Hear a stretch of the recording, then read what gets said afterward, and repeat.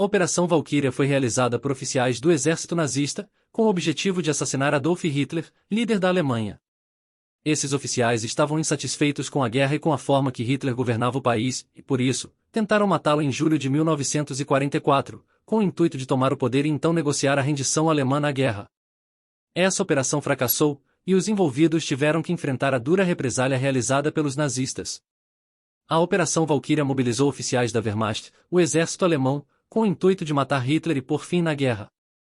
Essa insatisfação com o ditador alemão no interior do partido nazista e do exército alemão não era nova, mas foi redimensionada pelas derrotas que a Alemanha encarava na guerra e pelo tratamento dado aos judeus no Holocausto.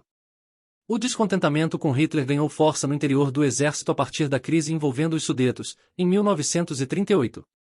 Essa crise estabeleceu-se com Hitler manifestando sua intenção de invadir e anexar os Sudetos, pertencentes à Checoslováquia, ao território alemão.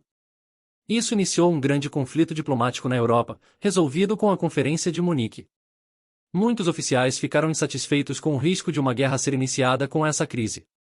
Esse grupo acabou perdendo força quando a guerra começou, e os alemães começaram a realizar uma série de conquistas pelo continente europeu. De toda forma, houve oficiais que permaneceram, secretamente, opondo-se a Hitler. Alguns dos nomes que se opunham ao ex-líder alemão eram Ulrich von Assel, a diplomata alemão, Adam von Trolls-Souss, advogado e diplomata alemão, e Ludwig Beck, o oficial das Forças Armadas da Alemanha. A insatisfação também era existente em grupos de civis que, em alguns casos, uniram-se com oficiais para discutir possibilidades de derrubar Hitler. Um caso mais extremo aconteceu em novembro de 1939, quando Georg Elser tentou matar o tirano nazista com uma bomba instalada em uma cervejaria em Munique. Há pessoas que tentaram matar Hitler via Operação Valkyria faziam parte da resistência alemã e rearticularam-se em meados de 1941. Um dos responsáveis diretos para isso foi o general Henning von Treschow, oficial do exército alemão que se encontrava contrariado com o tratamento dado pela Wehrmacht aos oficiais soviéticos, a chamados comissários.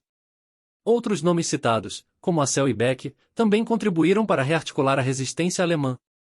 A resistência alemã era composta por oficiais nazistas insatisfeitos com Hitler, e os motivos que justificam essa insatisfação são variados.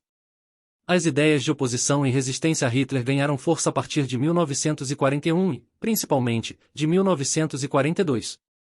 Os dois fatores que as explicam são o estado em que a guerra encontrava-se e a barbárie espalhada pelas tropas alemãs no leste europeu. No caso do rumo da guerra, é importante considerar que, a partir da virada de 1941 para 1942, a situação da Alemanha começou a ficar complicada. Isso aconteceu após a invasão da União Soviética, em junho de 1941. A resistência soviética implicou pesadas perdas aos alemães, e estes não tinham recursos suficientes para viabilizar a derrota dos comunistas.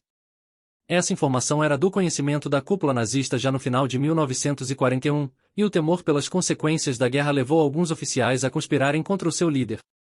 Por outro lado, existiam aqueles que também estavam insatisfeitos com a brutalidade das tropas alemãs na guerra.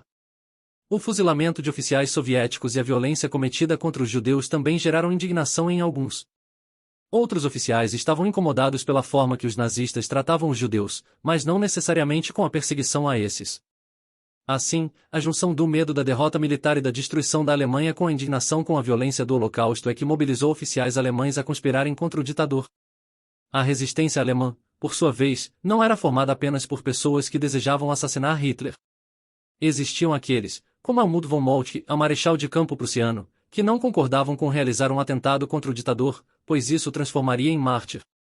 Outros membros da resistência alemã foram Dietrich Bonhoeffer, a teólogo e pastor alemão, Johannes Popitz, a ministro das finanças prussiano, Karl Goerdeler, oficial e político alemão, entre outros. A conspiração para matar Hitler, conhecida como Operação Valkyria, começou a ser organizada em 1943. Grandes nomes por trás dela foram os oficiais alemães Henning von Treschow, Klaus Schengraf von Stauffenberg e Friedrich Obristri. Os envolvidos com a operação planejavam realizar um golpe militar na Alemanha depois que Hitler fosse morto. A partir daí, desejavam negociar a rendição da Alemanha na guerra. Alguns dos envolvidos com a operação esperavam que a rendição negociada com os aliados fosse permitir a garantia dos territórios conquistados pelos alemães ao longo da guerra. O historiador Ian Kershaw fala, porém, que, para os aliados, essa possibilidade de saída negociada e a manutenção de territórios para os alemães não eram consideradas, pois a guerra estava a favor deles a partir de 1942 e 1943. Os membros da operação procuraram no corpo do exército alemão outras pessoas insatisfeitas com Hitler, e, uma vez que o grupo estava bem consolidado, começaram a planejar o assassinato. Tentativas para isso aconteceram em 1943, mas as circunstâncias fizeram com que essas ou fracassassem ou fossem abortadas. Após tais fracassos, ficou decidido que o ataque seria realizado onde ele menos esperava, no seu próprio quartel-general. Essa decisão fez com que Stauffenberg ganhasse protagonismo na conspiração. O oficial aderiu à resistência entre 1942 e 1943 ao não concordar com o Holocausto e considerar que Hitler estava levando a Alemanha para a destruição. Stauffenberg disponibilizou-se a realizar o assassinato contra Hitler depois que foi nomeado para o cargo de chefe do Estado-Maior, de Friedrich Fromm, oficial do exército que sabia da conspiração, mas não se envolveu diretamente com ela. Esse novo cargo de Stauffenberg dava-lhe acesso direto ao líder do nazismo, o que aumentava as possibilidades de assassiná-lo. Os conspiradores decidiram que o atentado seria realizado em 20 de julho de 1944, na Toca do Lobo, nome do quartel-general de Hitler, localizado em Rastenburg, na Prússia Oriental, ou hoje território polonês. Stauffenberg havia tentado matar Hitler em outras ocasiões, mas sem sucesso.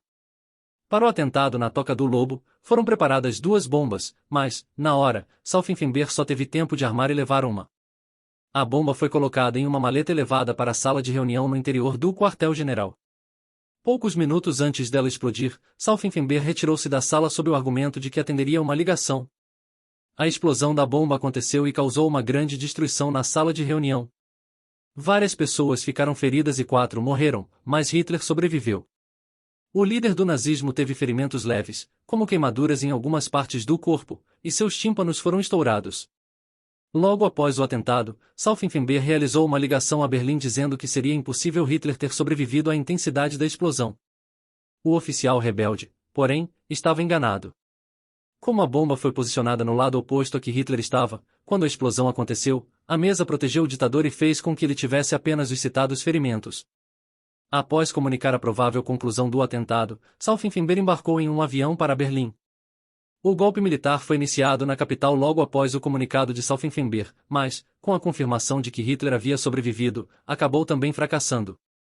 No mesmo dia, o mesmo Friedrich Fromm iniciou uma operação de queima de arquivo e mobilizou tropas para prender os envolvidos com a operação. O intuito de Fromm era evitar que qualquer informação que o relacionasse à operação vazasse. Sua ação fez com que, no dia 21 de julho, Stauffenberg, Obrist e outras 2 pessoas fossem fuziladas sumariamente. Outros envolvidos, como Beck e Treschow, cometeram suicídio após o fiasco. A repressão ordenada por Hitler foi implacável. A polícia secreta alemã, a Gestapo, desbaratou focos de resistência em Paris, Viena e Praga, e, ao todo, a represália resultou na morte de 5.000 pessoas.